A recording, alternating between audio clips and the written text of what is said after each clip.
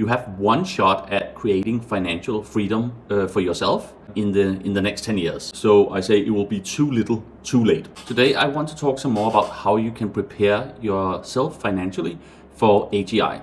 I want to say that I think there's both good news and bad news when you analyze the situation on how AI is going to impact people's finances. So I think the bad news is that we will see quite a lot of disruption the next 10 years. I do think quite a lot of people will lose their jobs. I unfortunately also think that UBI may be too little, too late. The good news is that I actually think you can do quite a lot yourself to be fine financially. So I wanted to talk about how you can prepare your finances. Just as AI and AGI might make it hard to find a job that pays really well, I also think it will give you some economic circumstances where it will actually be quite easy to achieve financial freedom. Fear will not help you in that situation. So let me just say, this is not financial advice. The advice here I'm giving is based on what I've heard from a number of experts in the field, from books I've read, videos I've seen on the expected impacts on economics and on finances and on the stock market. But of course, there's no guarantee that what I'm talking about will actually come through, but it is a good reflection of how I'm going to prepare for AGI myself. Whether this makes sense or not depends a lot on the scenario that is going to happen. So if you do believe that AI will advance pretty quickly, I don't think it really matters whether we get AGI in 2028 or 29 or even in the 30s. What matters is the direction, right? That AI and the models will become more and more advanced and more effective at replacing human workers. So I think that this will happen. I think first we'll see white-collar workers being replaced. I think that might start to happen already from now. Most people will find new jobs, and I also think that AI will create a number of new jobs in 2025 and 2026. But then I think the models will become so capable around 2027 and 2028 that finding that new job and upskilling yourself might be like chasing your own tail, at least for a large portion of people. So I do expect some unemployment to increase there, especially within white-collar workers, and then later followed by blue-collar workers, as we'll see more robotics in the late 20s and the early 30s. And again, I do think that people can find new work, but some will find less well-paid work. Others will find more what I would call labor of love, so something they've always wanted to do, but it might not pay them a lot compared to their former job. So this, of course, creates quite a lot of financial worry. I also think, of course, governments will try to regulate and intervene in different ways.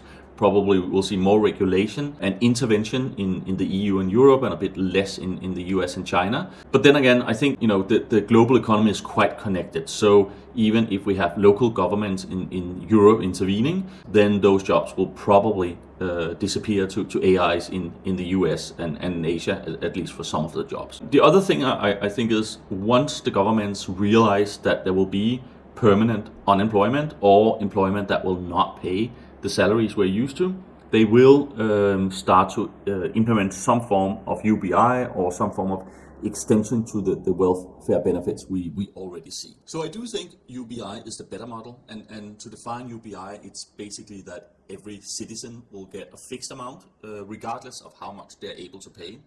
And I think it makes sense when you get to the level where you have quite a lot of people who do want to work, but they will simply not be able to find work that will be able to give them the kind of welfare they had before, the kind of lifestyle that they're used to. So UBI is a fixed amount of money you receive no matter what. And I think comparing that to, for example, traditional welfare, then traditional welfare is all about saying to people, this is temporary, you need to find yourself a job. So I think governments will probably realize that UBI is needed. So I say it will be too little, too late. So probably UBI might come in at less than €1,000 or maybe €1,000 per family member, or US dollars if it's in the US. And in most more expensive countries, that will not be enough to sustain the current lifestyle. So I actually don't think this is the permanent situation. I do think, looking at this timeline, that we will see in the 2030s that AI will increase the efficiency so much in terms of production and we'll see costs being reduced. I think governments will also learn to be more effective.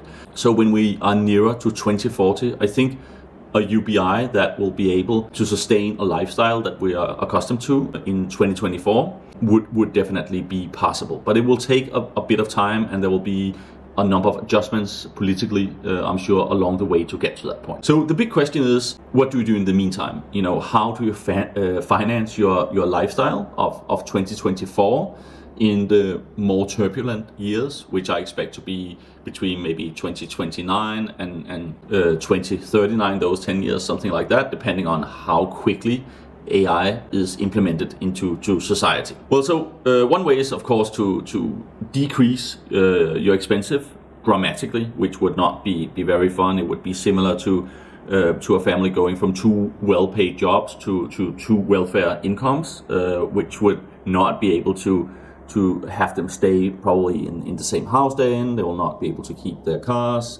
The kids' education might suffer, and so on. An alternative that I think quite few people actually think about is, can I build a nest egg that is large enough for the family to be financially free? Now, I think the reason that people do not think about having a nest egg early in their life that is big enough to live on is that it takes quite a lot of money to save up to get to that point. So it's something that people look at when they're around 70 years old, they retire, and they will then take their retirement savings and combine that with the government pension, and it will be enough to a reasonable lifestyle, similar or maybe a little bit below what they were used to once they were working. But what I'm saying here is, you may need that money before you retire. Let's say you're 40 now, and then you might need that money between you're 50 and you're 60, because this may be the time where you actually retire from the work that you're accustomed to, and maybe also the salaries that you're accustomed to. So looking at the current rule of thumb in terms of achieving financial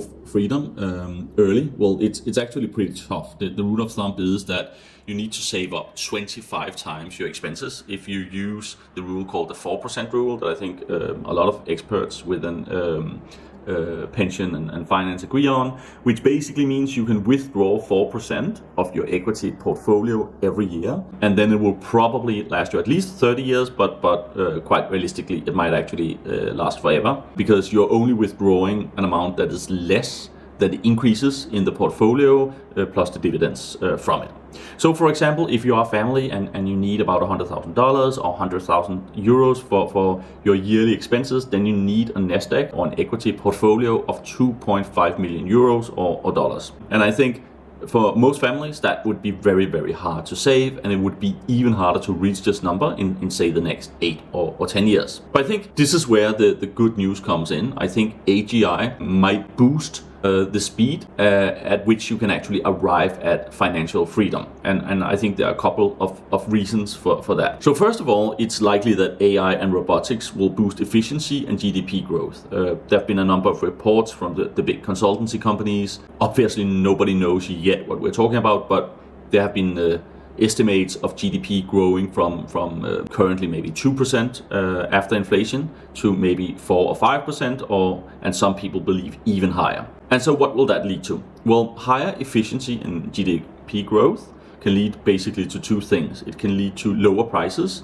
in industries where there's a lot of competition, or it can lead to higher profits for companies where there's less competition. And then anywhere in between that. So in most industries, we'll probably see both lower prices, but also higher profits. An easy way to understand this is if we take salaries out of the equation, obviously there will be more room for profits, and robots and AI will in many instances be 90% or more cheaper than human labor after about 5 to 10 years. So in that way, there will be a lot more room for profits, and also room for goods and services to be a lot lower priced. You might think, okay, but we have only ever seen prices increase. But inflation does not come that even. We're actually seeing, if we look at the last 100 years or even just the last 50 years, we are seeing that we are using a smaller percent of our income on, for example, food. Food used to be 40 to 45% of our income in 1920. In 1970, that declined to around 24 to 30%, and in 2020, it was around 10 to 15%. This will probably continue with AI making farming and food production even more efficient. This could be via vertical farming, for example. We would most likely see food prices as a percent of income decrease further. So if we have a deflationary environment in general, this could mean actual lower food prices in the supermarkets. I think transportation is definitely due for a decrease. Obviously, we transport ourselves more and more. I think there could be several reasons to believe in a major decline here. So when we don't need to go to an office or workplace, there's less need for transportation. When we see autonomous vehicles instead of the ones we have today, you don't need to own a vehicle. You can simply, you could say, rent it like an Uber. So that cost is likely to decrease quite a lot. If we see alternative education forms, for example, we may not need to drive our children to school every day, and so on and so forth. So transportation could go down a lot. The cost of housing has actually not decreased, but the quality we get for our money in terms of housing has vastly increased. So if we are happy with the current standards of housing, technologies like 3D printing can probably get the cost down significantly. Here I'm talking about 3D printing apartment buildings and so on.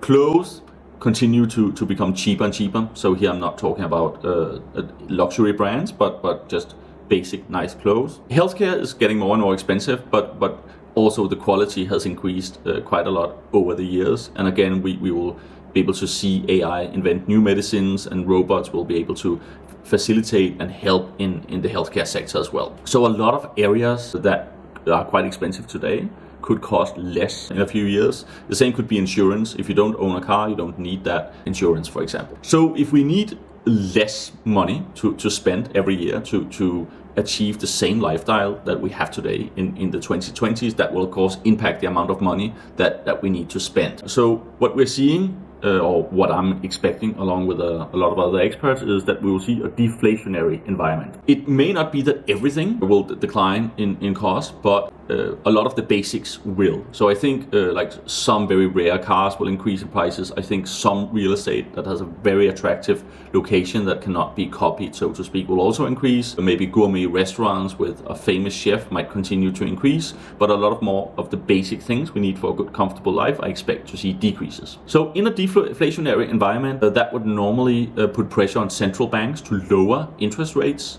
The other area that central banks will look at to set the correct interest rates would be unemployment. So with my prediction of increased unemployment, I think that would be another reason. They would probably try to lower interest rates further to see if they could create new jobs. I don't think this will work, but I think this would probably be another reason to expect very low interest rates.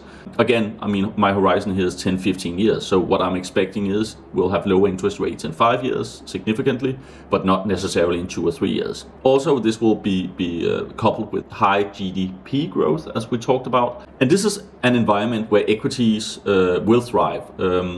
We actually call an environment with high growth, low interest rates, and low inflation for Goldilocks. And that is where equities tend to do the best historically. We have had years where equities have increased with more than 20%, and we also had years, of course, where they declined. But in a Goldilocks situation, it is very plausible that the returns on equities will be higher than average. So what this means is that if we have a longer period of efficiency gains, we have a longer period of GDP growth, which I think is both quite realistic from the efficiencies of AI and robotics, and you have very low inflation, the impact on stocks could be that the average return wouldn't be around 7 to 8% after inflation, but it could be potentially 10 to 12 or 15, and some people even believe 20% year on year. But the trend seems to be that it would be higher than the historic average. So let's just say 10 to 12% increase year over year for the next 20 years. Obviously, with all this turmoil, I think there will be a lot of ups and downs in the stock market, and it will be super difficult to predict. But over the long haul, I'm pretty sure it will be more up than down, and it will be more up than other decades that we can compare it to. And this could mean that the withdrawal rate, the safe withdrawal rate of 4% could become maybe 7 to 9%. This will have a huge impact on how much money you would actually need to save to achieve financial freedom. So again, looking at inflation and keeping prices in check and even negative for most goods, combined with above average returns, we're in a good situation to actually achieve financial freedom a lot earlier than we would otherwise plan. So let's say that the $100,000 euro lifestyle of 2024 for family 4, for example, could be achieved in 2030 for only $75,000. So for $25,000 less. And again, I think that's quite realistic when you look at, for example, transportation costs going down. I think rents could be kept in check or even go down as a result of 3D printing apartments. So there would be lots of arguments to say that this is possible. And we also have the historic numbers looking at how, for example, food and clothes continue to become cheaper and cheaper versus other more luxury-like costs. Let's at the same time assume that once we reach 2030, there will be a level of UBI. So this could be €1,000 or $1,000 per person. Again, I mean, this is low compared to many of the salaries people get in countries such as Germany or the US or the UK, where average wages typically would be around maybe $60,000-$70,000. So of course, this is a lot less. So I think not completely unrealistic. So this would actually mean that a family of 4 would receive a UBI payment, if there's no tax on it, on around $48,000 or euro. And if we said their lifestyle cost was $75,000, again to get exactly the same quality of life as they have in 2024, then they would be lacking $27,000. So the $27,000 is what the equity portfolio would need to cover in order for people to have financial freedom. So basically the state would pay for the $48,000 of the $75,000. So here is the interesting part. So let's say we can change the 4% rule to maybe a 5 or 6 or 7 or even 8% rule that you can withdraw from your equity portfolio. Then you actually need a lot less to finance the remaining money for the same lifestyle as we have right now. Because it's $27,000 or euros a year, then if you withdraw 4% from a portfolio, then you would have need to save up $675,000. If you believe that 8% would be the safe withdrawal rate, well, it's of course half, so only around $338,000 or euros. Suddenly we're talking about much more realistic amounts that you would actually need to save to achieve financial freedom. So of course, not all of these things may happen, but I think quite a number of them are relatively safe bets if AGI and AI is really effective at boosting productivity, which seems logical, because if it's not, I don't see how it will actually make people redundant. If it makes people redundant, it will mean that they will boost the efficiency of production quite a lot. And this should mean and would mean lower prices on most goods. At the same time, a broad range of companies would make more money, more profit from this, which will push up the stock prices, especially in a low interest environment. But we've seen most governments, they do tend to try and take care of their citizens. So if we see widespread unemployment, there will be some push towards mechanisms such as UBI. And we are already seeing experimentation. There have already been experiments in the US with UBIs at levels around the $1,000 with pretty positive impact on how people actually behave. We've actually seen people behave more rationally, drink less, live more healthy once they receive a UBI. I think we still don't have enough data to really conclude all of this, but I think it's a likely scenario that actually saving for financial freedom in AGI scenario is much more realistic than it is in the current scenario. So I think let's look at how can we plan our future and how can we take it into our own hands so we're not victims of a very turbulent period which could arise shortly after we see really advanced AI being implemented into companies. Anyway, I want to hear your thoughts. I want to hear which assumptions you agree with, which assumptions you think might be wrong. So let me know in the comments what you think. Is this a realistic scenario? Thanks for listening.